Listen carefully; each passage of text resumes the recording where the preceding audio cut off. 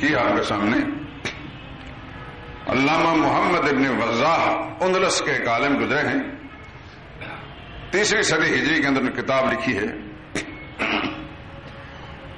ان کی کتاب ہے البدع والنہی عنہا.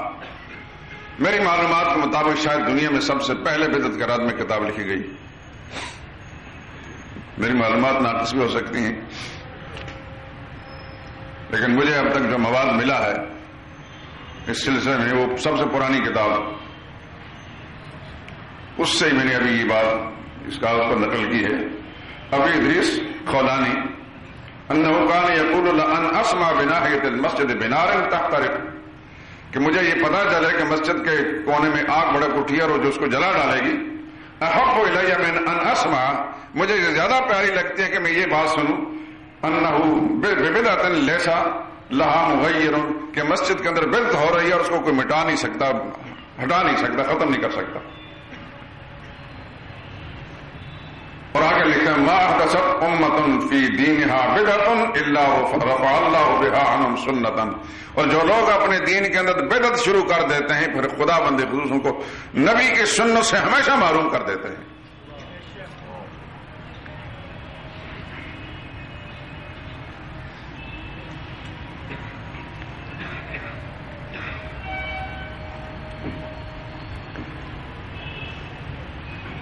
آج جس دور میں ہم زندگی گزار رہے ہیں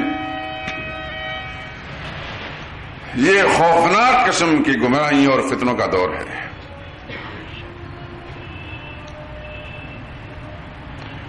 اور سب سے زیادہ تکلیف دہ بات یہ ہے کہ فتنے دین کے عنوان سے سامنے آئیں گے، کیونکہ بے دینی کے اور منکرات کے نام سے جو فتنہ آئے گا اس کو فوراً انسان سمجھ جاتا ہے اور اسے بچنے کی فکر بھی کرتا ہے. لیکن جو فتنہ دین کے نام سے، اس کے عنوان سے کوئی فتنہ گر، کوئی فتنہ پرور جو ہے شروع کرے گا، اس سے بچنا بڑا خطرناک ہوگا، بہت مشکل ہوگا. اس لیے کہ عام انسان سمجھے کہ یہ دین کا کام ہو رہا،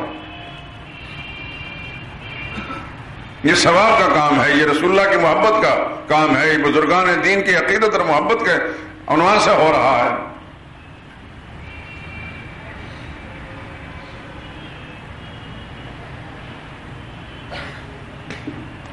ایسا انسان جو یہ کام کرے گا وہ کبھی بھی اس کے دل میں اس کی برائی کا احساس نہیں پیدا ہوگا اور وہ اس کام میں بڑھتا چلا جائے گا. اس کا نتیجہ یہ نکلے گا جیسے حدیث پاک میں آتا ہے، ابن ماجہ میں میری روایت موجود ہے، کہ اس کو کبھی بھی توبہ کی توفیق نصیب نہیں ہوگی.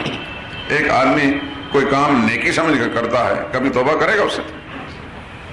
توبہ تو انسان اس کام سے کرتا ہے نا جس کے بارے میں یہ احساس ہو کہ میں گناہ کر رہا ہوں. لیکن کوئی کام انسان نیکی کے عنوان سے کرے اور نیکی سمجھ کر کرے گا، اس سے ساری زندگی نہ اس کے دل میں احساس ہوگا اس کے گناہ ہونے کا، نہ ہی اس کو توبہ کی توفیق ہوگی.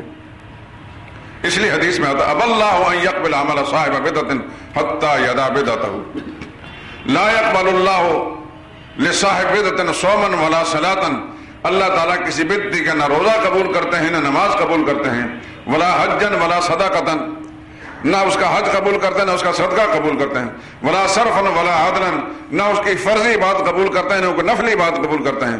یخرج من الاسلام کما تخرج الشارۃ من الجین، وہ بدعتی اسلام سے اتنا دور چلا جاتا ہے اور اس کے اندر اسلام نہیں ہوتا جس طرح کی گوندے ہوئے آٹا کے اندر سے بال کھینچ کر نکالیں تو اس آٹے پر وہ بال میں آٹے کے نشانات نظر نہیں آئیں گے، اسی طریقے سے اس بدعتی کے اندر اسلام نظر نہیں آئے گا.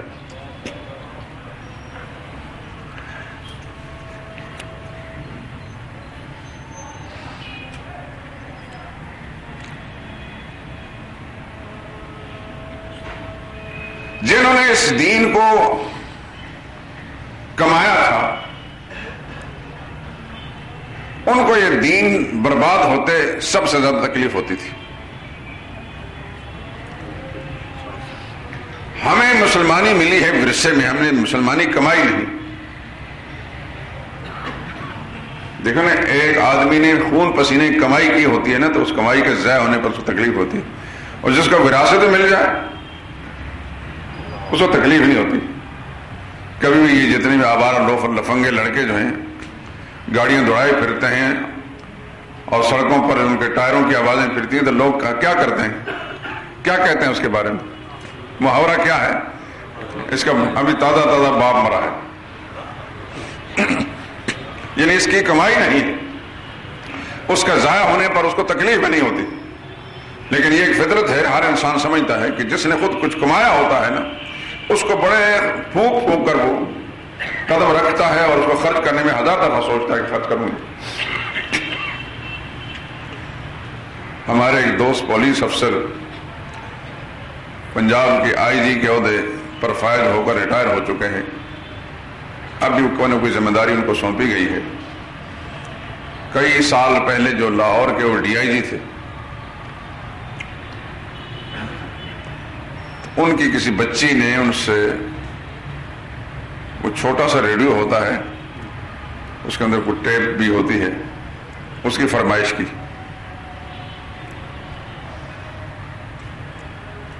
میں نے کہا کہ میں یہاں روڈ پر یہ مارکیٹ ہے، یہاں سے خرید کر دے دیں گے۔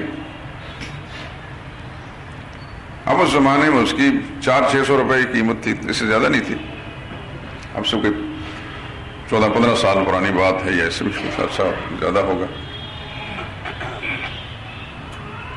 تو یہ بات میرے سن کر انہوں نے کہا کہ میں خود آؤں گا۔ میں نے کہا جی آپ کو آنے کی کیا ضرورت ہے، میں کسی سے منگوا لوں گا یا میں خود جا کر۔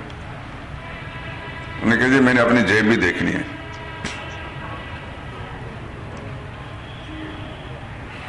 یہ بات سن کر مجھے بڑا احساس اس بات کا ہوا کہ اب بھی ایسے معاشرے کے اندر لوگ موجود ہیں کہ بڑے بڑے عہدوں پر فائز ہونے کے باوجود وہ معمولی چیز بھی خریدتے اگر ہیں۔ دیکھو اندھی کمائی کا ہوتی، حرام کی کمائی ہوتی تو کوئی تکلیف ہوتی اس کو؟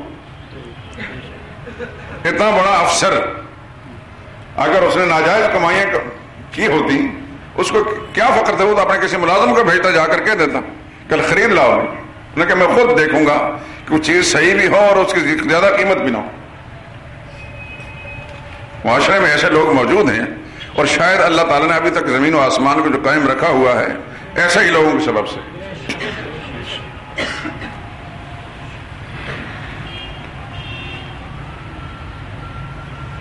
اور ایسے لوگوں کی بھی کمی نہیں ہے جو بالکل چھوٹے لیول کے ہیں، لیکن ان کی کمائی کو کوئی اندازہ نہیں کیا جا سکتا۔ تو عرض کر رہا تھا کہ صحابہ نے دین کو کمایا تھا، اس دین کی خاطر انہوں نے اپنا خون بہایا تھا، اس دین کی خاطر انہوں نے اپنے خاندان چھوڑے تھے، اس دین کی خاطر انہوں نے اپنی جائیدادیں چھوڑی تھیں، اس دین کی خاطر اپنے املاک کو ان قربان کیا تھا، اپنے رشتہ داروں کو قربان کیا، اپنا وطن قربان کیا، اس لیے دین کو برباد ہوتے ہوئے برداشت نہیں کر سکتے تھے۔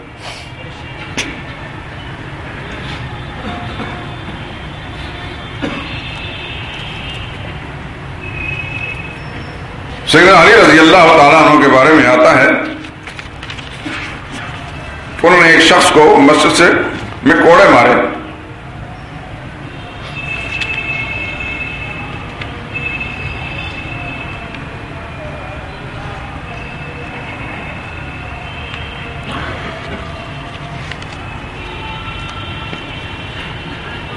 مسجد کوفہ میں، انہ خرج یوم علی مسجد الکوفہ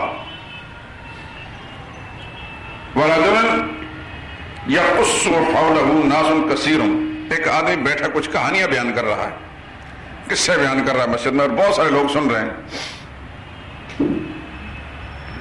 اور قصے بیان کرنے کا مقصد یہ تھا کہ لوگوں کے اندر دین کی رغبت پیدا ہو۔ اس کی نیت درست تھی، غلط نہیں تھی، لیکن وہ آدمی بعد کا تھا اور حضرت علی رسول اللہ کے شاگرد تھے صلی اللہ علیہ وسلم ورضی اللہ تعالیٰ عنہ۔ لوگ بیٹھ رہے ہیں، ان کی باتوں کو رغبت سے، دلچسپی سے سن رہے ہیں۔ فضربہ بالدرہ، سیدنا علی رضی اللہ تعالیٰ نے کوڑا اٹھایا، ڈنڈا اٹھایا اور اس کو لگائی۔ فقال رجل اتضرب رجل یدعو الی اللہ، ایک شخص نے عرض کیا حضرت آپ ایسے شخص کو مار رہے ہیں جو اللہ کے دین کی دعوت دے رہا ہے، وَيَذْكُرُهُ الْعَظِيمُ، اور اللہ تعالیٰ کی حمد و ثنا اور اس کی عظمت بیان کر رہا ہے۔ فقال انی سمعت رسول اللہ صلی اللہ علیہ وسلم، انہوں نے کہا بظاہر یہی نظر آتا ہے جو تم کہتے ہو، لیکن میں نے اپنے سمیت ابو القاسم صلی اللہ علیہ وسلم، قاسم کے باپ حضور صلی اللہ علیہ وسلم کی کنیت تھی، آپ کے ایک فرزند کا نام قاسم ہی تھا نا، تو ابو القاسم حضور صلی اللہ علیہ وسلم کہلاتے تھے۔ سمیت ابو القاسم صلی اللہ علیہ وسلم یقول سیکون من امتی قوم یقال لهم القصاص، میں نے حضور صلی اللہ علیہ وسلم سنا ہے کہ میری امت میں کچھ ایسے قصہ گو پیدا ہوں گے، کہانیاں اور قصے سنانے والے پیدا ہوں گے، قصاص کہلائیں گے۔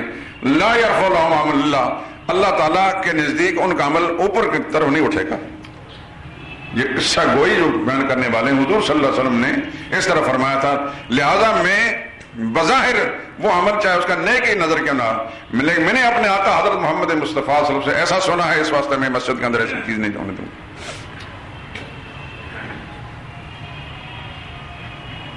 اور یہ عبداللہ بن مسعود رضی اللہ تعالیٰ عنہ کی بات تو آپ نے سنی ہی ہوگی، بہت مشہور بات ہے، دارمی شریف حدیث کی کتاب ہے، سنن دارمی، مسند دارمی بھی کہلاتی ہے، سنن بھی، اس میں روایت موجود ہے کہ عبداللہ بن مسعود ان دنوں میں جب کوفہ کے گورنر تھے، کسی آدمی نے آ کر ان کو بتایا کہ آج میں نے مسجد میں ایک بڑا انوکھا کام دیکھا۔ تو انہوں نے پوچھا کیا کام دیکھا ہے؟ انہوں نے کہا مسجد میں کچھ لوگ بیٹھے ہیں، ایک آدمی آواز لگاتا ان کے سامنے کنکریاں، یہ جیسا آپ کو یہاں گٹکیں، یہ پنجاب میں یہ رواج ہے، گٹکیں پڑھتے ہیں، کٹھی بھی کرتے ہیں۔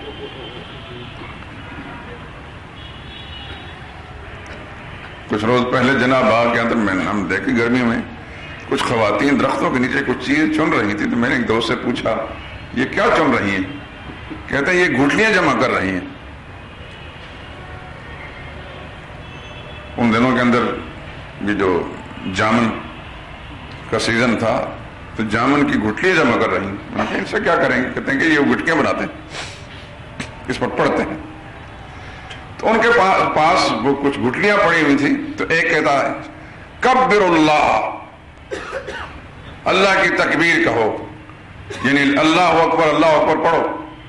تو سارے کے سارے آدمی جو اللہ اکبر گٹکوں پڑھ رہے ہیں۔ پھر وہ کہتا ہے سبح اللہ، اللہ کی تسبیح پڑھو۔ پھر کہتا سبحان اللہ سبحان اللہ سبحان اللہ، یہ ہو رہا ہے۔ پھر کہتا حمد اللہ، اللہ تعالیٰ کی تحمید، الحمدللہ الحمدللہ الحمدللہ۔ کہتا ہللو للہ،